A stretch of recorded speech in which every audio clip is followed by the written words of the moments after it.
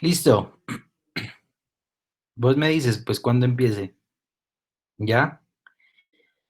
Bueno, mi nombre es Oliver Velázquez Dávila.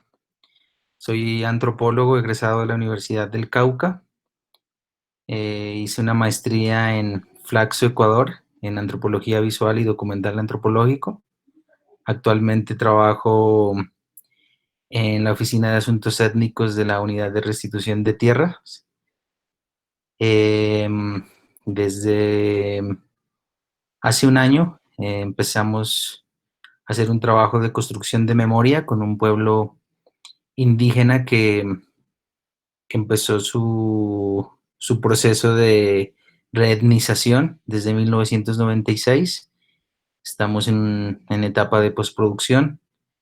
He realizado un documental llamado Las Rutas del Yagé, que tiene que ver con la difusión de rituales curativos del departamento del Putumayo hacia contextos urbanos.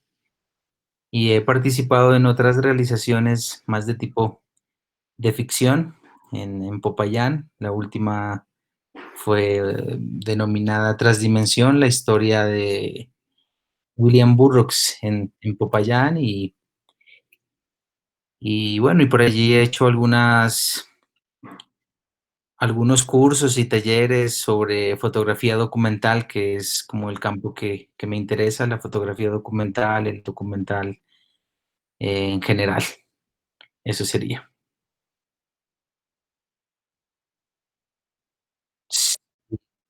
Ese, yo ahí en la, aquí yo tengo eso. No, no sé dónde se pueda ver. Marco, Marco Paredes fue quien dirigió esa pieza.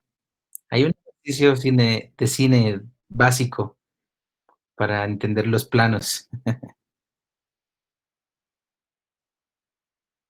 Sí, no, no, no, es una ficción, es netamente una ficción de cuando Burroughs viene a Colombia y él emprende el viaje desde Bogotá, pero él se queda en Popayán.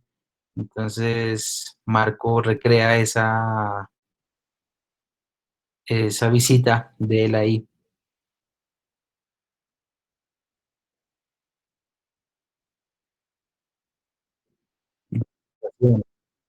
Sí, pues bueno, o sea, eso es la retinización, pues podríamos entenderla como un proceso de un colectivo para encontrar de nuevo sus raíces indígenas, ¿no? Tal vez reetnización alude como a reencontrar la raíz étnica de un colectivo que perdió estas huellas, esta traza identitaria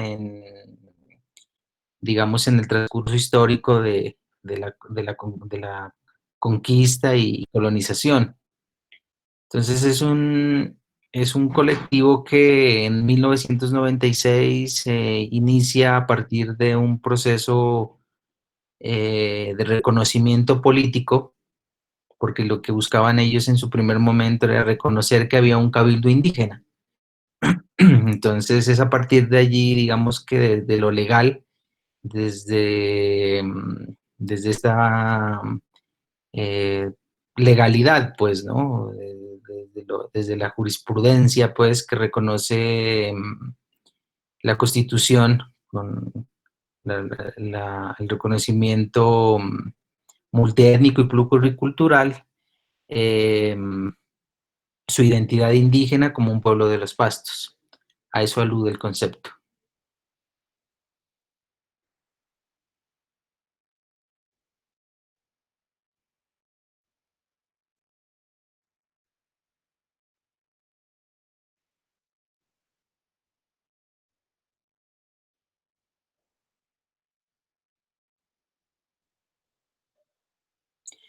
Pues, digamos que para mí, esta relación entre cine y memoria, si lo hablamos en el contexto documental, creo que es uno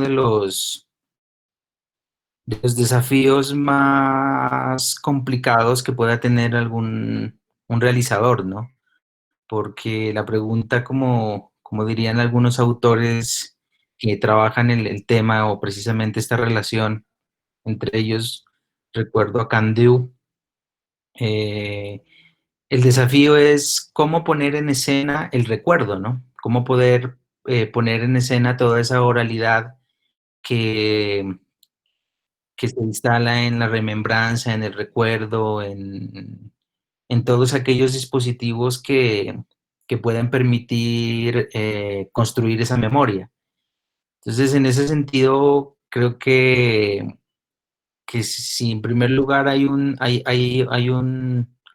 desafío, también hay una arma muy poderosa de lenguaje audiovisual para poder plasmar en imágenes el contexto de construcción de memoria que se quiera, ¿no? Entonces yo veo ahí una relación muy potente, muy poderosa entre estas dos cosas.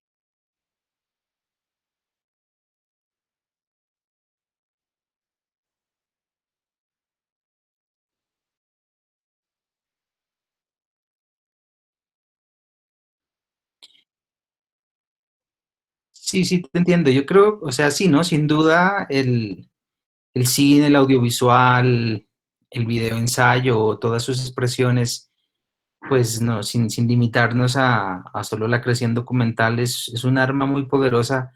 Claro, precisamente si hablamos del contexto de violencia o de conflicto armado que ha vivido pues nuestro país, es un arma muy potente, no solo frente al olvido, ¿no? Sino también como una herramienta para contribuir a la verdad, ¿no?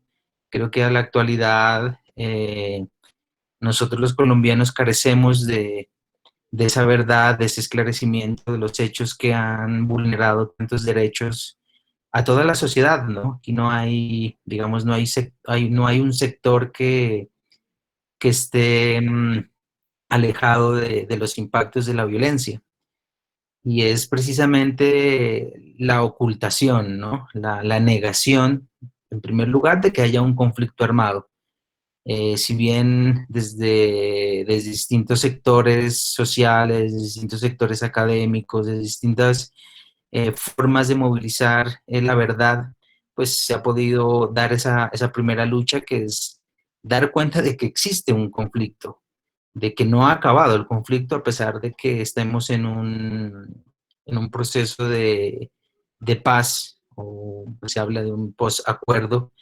Eh, es muy necesario, ¿no? Es muy necesario el esclarecimiento y creo que allí la investigación y la creación audiovisual en sus distintas modalidades se convertirían en una herramienta que aúna esfuerzos para tanto para combatir el olvido como para el esclarecimiento de la verdad y todos los hechos tristes y lamentables que hemos vivido, sin duda.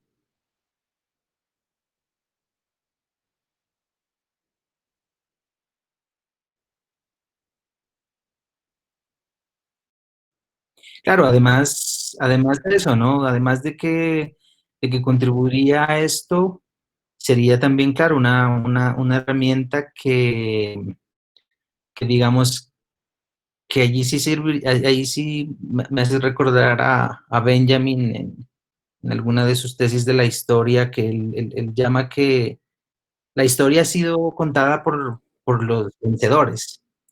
Y esa es una constante que la encontramos tanto en la verdad escrita, en la historia escrita, legitimada, como en los discursos sociopolíticos o todo ese andamiaje político administrativo en donde se podría insertar la verdad, la memoria de nuestro acontecer aquí en Colombia. Entonces también yo creo que el realizador, ¿no? O sea, también yo creo que es un llamado al realizador, a los realizadores, a las realizadoras, ¿no? Porque es, digamos, el posicionamiento o la propuesta audiovisual que puedes tener, ¿no? Porque sí, podemos hacer una reconstrucción de la memoria, pero si tú no tienes una posición política clara, que sea un contrapoder, como tú lo dices, pues puede ser una pieza documental audiovisual más. Pero creo que aquí en Colombia es un llamado urgente, ¿no? A, mm, a que la verdad de la historia sea contado por los que han sido silenciados, o esos herederos de ese silencio, esos herederos de o de ese olvido que nos quieren implantar, ¿no? Entonces lo veo también el audiovisual como una herramienta de contrapoder, como una posibilidad de posicionamiento político, contracultural, contrahegemónico, contra esta tesis de la historia que solo se encuentra pues en los anaqueles de lo académico o la institución como dueña de esa verdad que es narrada desde allí, ¿no? Pero pues, desde mi punto de vista, la verdad está aquí en Colombia, se podría contar desde muchos sitios y en muchas voces que han sido opacadas y excluidas, ¿no?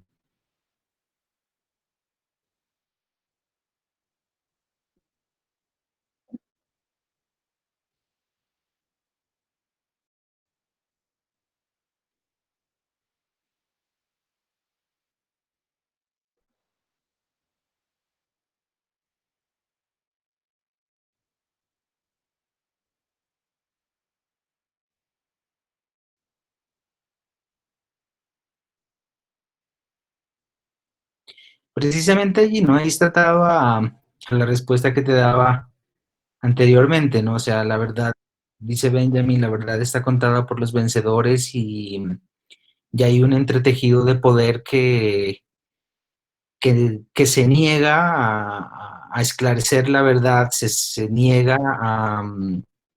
a poder construir otros relatos de lo que ha ocurrido aquí en Colombia.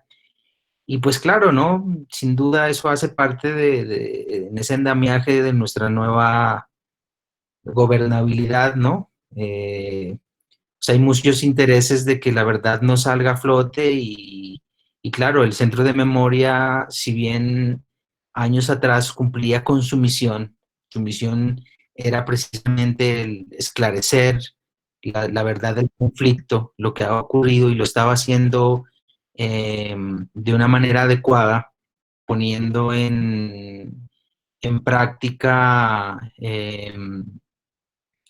poniendo en práctica y yendo en contra de muchos sectores del poder, de muchas individualidades que tienen demasiado poder, pues que no se cuente esta historia y pues lastimosamente llegamos a un gobierno que traía esa pretensión, ¿no? La negación de la verdad, de la negación de lo que ha ocurrido aquí.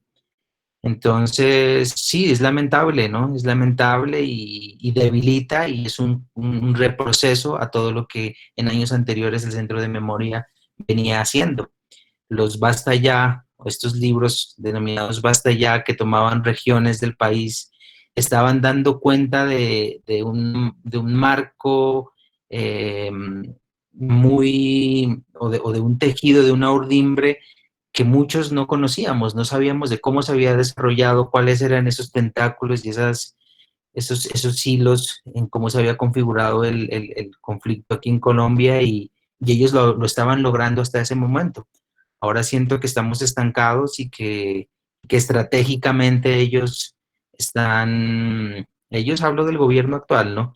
Están ocultando lo que es necesario y que desde mi punto de vista ya es incontenible, ¿no? Ya mucha de la información ya está rodando en distintos escenarios virtuales, académicos, círculos organizativos, sociales, en fin, que que solo es cuestión de tiempo, ¿no? La gente está trabajando también desde sus posibilidades en seguir tejiendo ese gran relato de verdad que necesitamos tanto aquí en el país.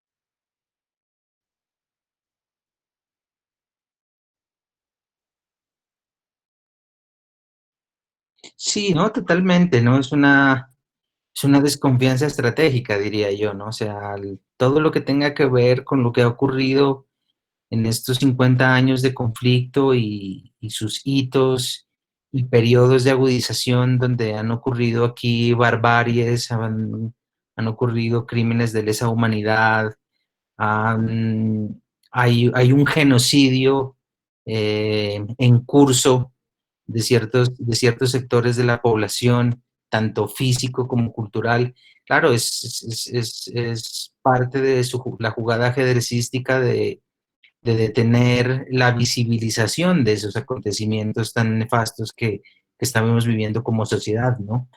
Entonces, por un lado, digamos, está eso, y por otro lado también creo que esta categoría de víctimas, este paternalismo que también está haciendo mucho daño, ¿no? Hay que también alzar a ver porque el Estado está contribuyendo a que haya una subordinación, ¿no? En tanto la víctima siempre va a estar dependiendo del Estado porque es víctima, porque sufrió vulneraciones, porque sus derechos han sido violados, entonces hay una dependencia en que no le permite a la víctima ver críticamente su situación, su condición como víctima, para, para lograr la superación precisamente de esta condición. Entonces también creo que aquí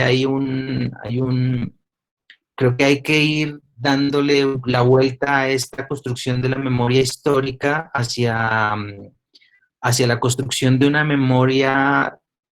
Este concepto lo escuché del movimiento indígena nacional y ellos hablan de la construcción de la memoria de vida, porque precisamente en esta dependencia de los pueblos, de la sociedad como víctima, entonces estás allí, ¿no? Siempre hablando desde esta situación, pero nunca desde los procesos y las dinámicas que han logrado estas víctimas para superar los acontecimientos lamentables que han vivido. Entonces, digamos, el retorno a sus territorios, los proyectos productivos, restablecer tejido social, empoderar líderes, lideresas, el control territorial y todo lo que se pueda desprender de lo que es la memoria de vida, o sea, entendida como una forma de agenciamiento para, ¿no? Formas vitales, ¿no? Desde lo ambiental, lo cultural, lo social, lo político, es volverse a fortalecer para superar ese acontecimiento que vivimos años atrás, que nos hace víctimas, pero pues toda la vida no podríamos quedarnos ahí. Y entonces esa relación de dependencia que causa esto, creo que también hace que el olvido o que los dispositivos que el Estado hace para silenciar los relatos de la verdad, los relatos que necesitamos pues para esclarecer lo que haya ocurrido acá, se detengan. Entonces yo creo que ahí hay algo que es importante y que lo he visto que desde sectores, de distintos sectores sociales lo vienen trabajando. La construcción de la memoria de vida, ya dejar de contar los muertos, dicen ellos, ¿no? Ya estamos cansados de contar los muertos, porque es que es volver a vivir la herida, ¿no? Es volver a vivir el dolor. Entonces, en ese sentido, pues eso es como el panorama que yo siento que se está dando, pero que habría que darle más fuerza desde estas expresiones audiovisuales que tienen cabida pues desde muchos horizontes del manejo de la imagen.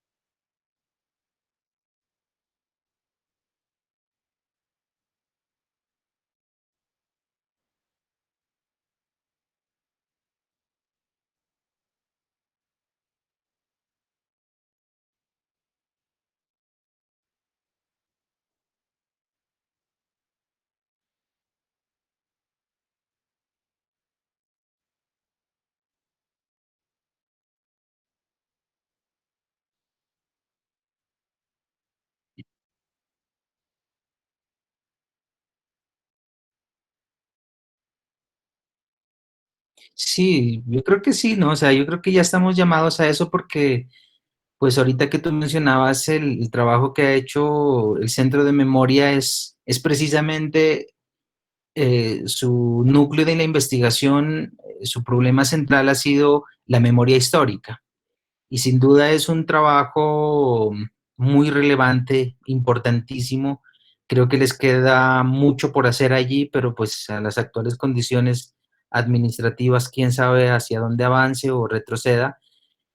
Pero yo creo que el ejercicio que están haciendo las comunidades y los que han sufrido el conflicto, no solo de recrear y de volver a narrar el dolor del acontecimiento eh, del conflicto armado aquí, sino que también hay que echar ojo es, digamos que dentro de esos sectores, esos guardianes de la memoria, ¿no? Esos que se han encargado también de que esa otra memoria, eso que estructura una sociedad, una cultura, tampoco muera por los hechos de violencia que han vivido.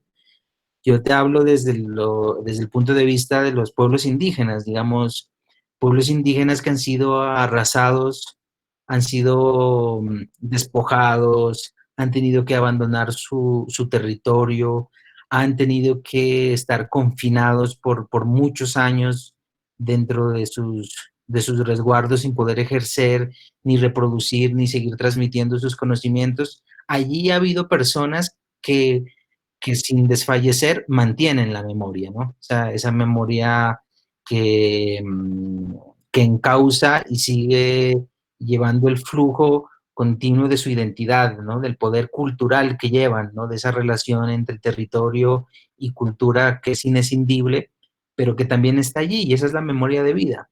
O en sectores, digamos, no tan étnicos, sino pues digamos urbanos o movimientos políticos sociales que también hay una memoria que no pueden dejar morir, ¿no? Y es una memoria que es la que ha ayudado a potenciar, a encontrar esos argumentos y esas razones de lucha. Entonces, creo que Colombia necesitaría, ¿no? Yo siento, no como una superación, sino como un transcurso, ¿no?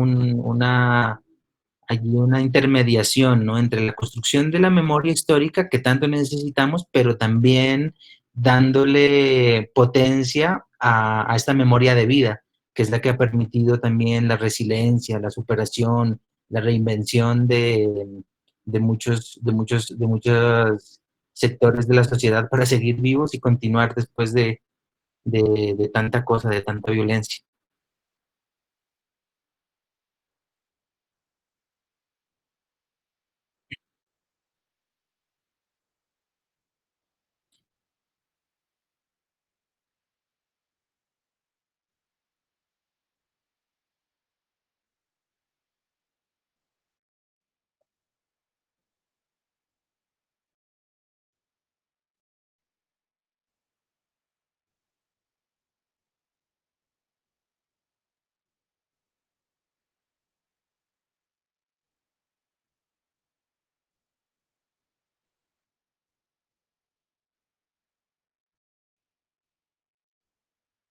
No, o sea, ese sería un ideal, ¿no? O sea, la comunicación en este sentido se convertiría como en una herramienta al servicio de la lucha, ¿no? Al servicio de la reivindicación de los derechos de los pueblos. Y mira que en distintos, bueno, yo te puedo hablar del movimiento social indígena con más énfasis por la experiencia que yo tengo allí, pero de pronto haciendo un puente también al movimiento social en general, eh, las herramientas comunicativas y el uso de las tecnologías al interior de esto, pues les ha permitido posicionarse y legitimar la lucha, que también es otro aspecto ahí de la construcción de la memoria, ¿no?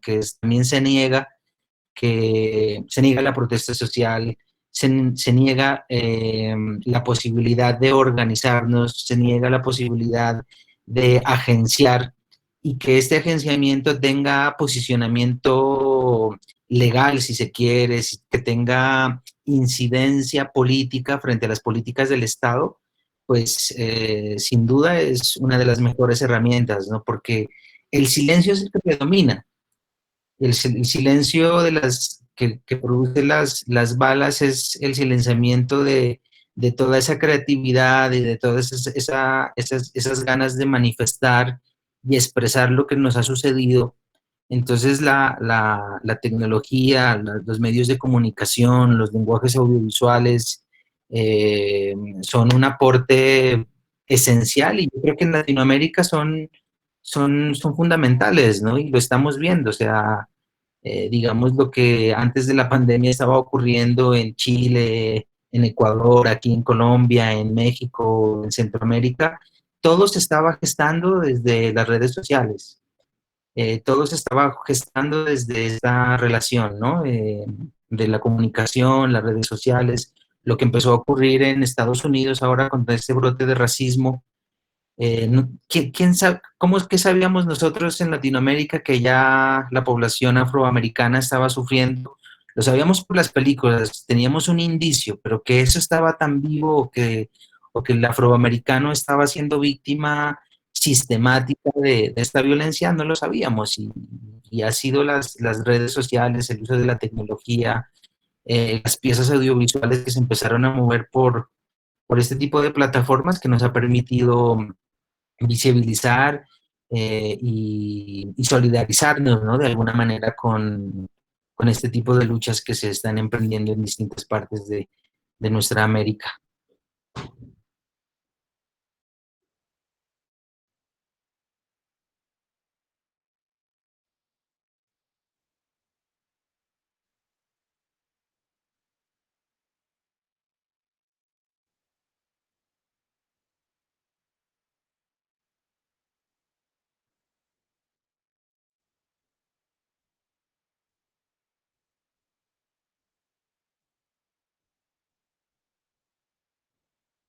Sí, sí, sí, o sea, yo creo que deberíamos apostarle más, ¿no? Y sobre todo, pues los que medianamente manejamos la tecnología o tenemos noción del uso de las herramientas audiovisuales, también estamos en en la necesidad y en el deber, ¿no? De instalar también este tipo de conocimientos en los distintos sectores que a veces lo piden a gritos, ¿no? Hay mucha gente que necesita, que quiere saber o lo hace intuitivamente desde su celular, lo hace intuitivamente desde su computador, sus tablets, yo qué sé yo.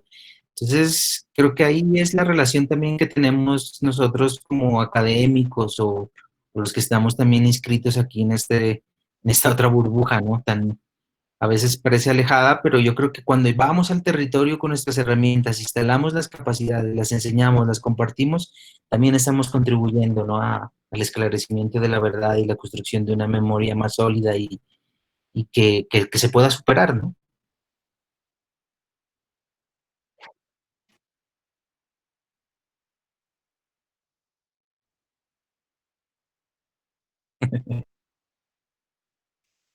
Mm,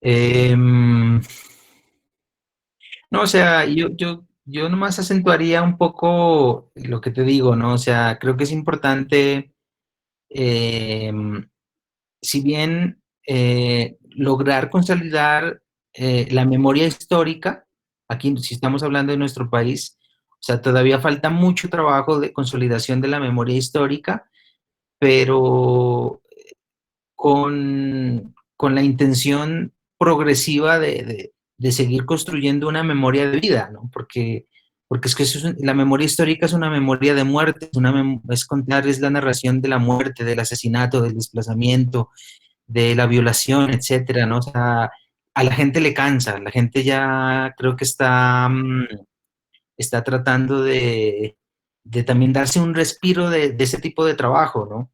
Yo lo he trabajado, yo lo he vivido desde mi experiencia en mi trabajo, que la gente lo dice, lo manifiesta tácitamente, dices que, nosotros ya estamos aburridos, o sea, nosotros estamos aburridos de seguir contando que a mi papá lo mataron, que a mi familia la desplazaron. O sea, no hay otra forma de contar esto. Entonces, claro, la otra forma de contar esto es, entonces, ¿qué han hecho ustedes para superarlo, no? ¿Cómo ha sido esa cura? ¿Cómo ha sido ese afán de superar su condición de víctimas? Y vos te empiezas a encontrar una cantidad de herramientas fascinantes y muy sorprendentes de esa capacidad humana de superar el dolor, ¿no? De esto que nos hace tan frágiles.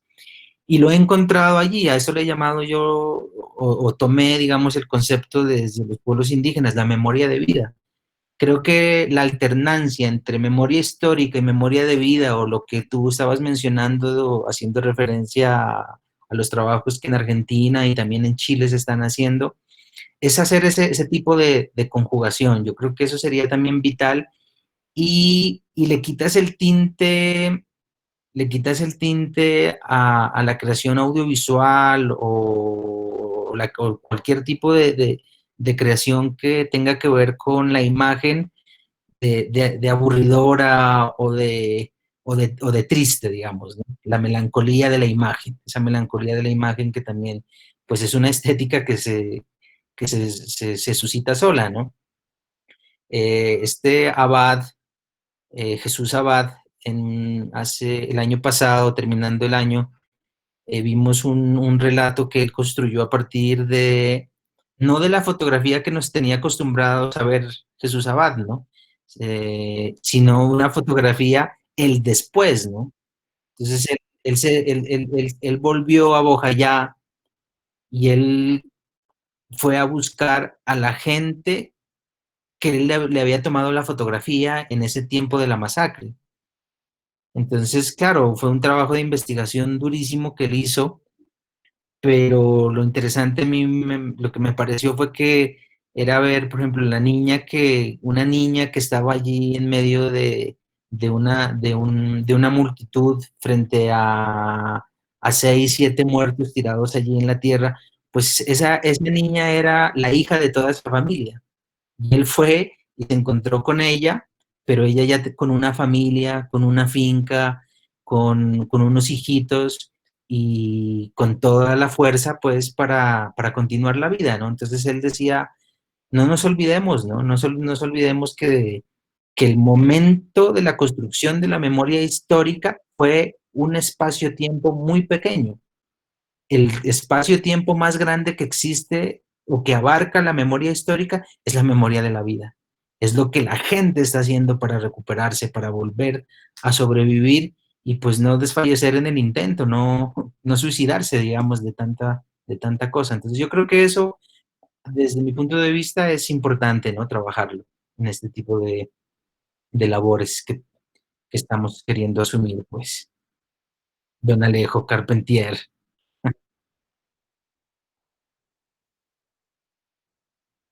No, pues Alejo, hermano, ahí estamos tratando de tejer la imagen, de tejer la memoria, de hacer estos trabajos que son muy importantes, sin duda son muy importantes, muy subvalorados.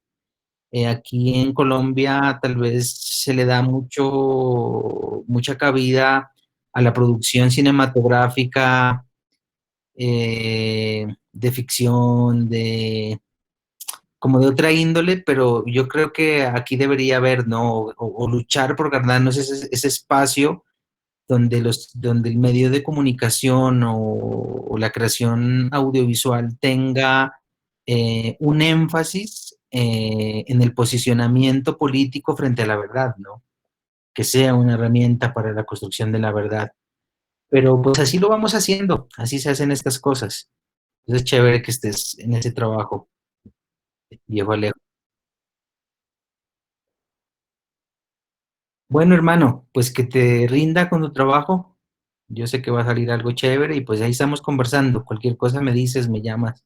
Ahí estoy, pendiente.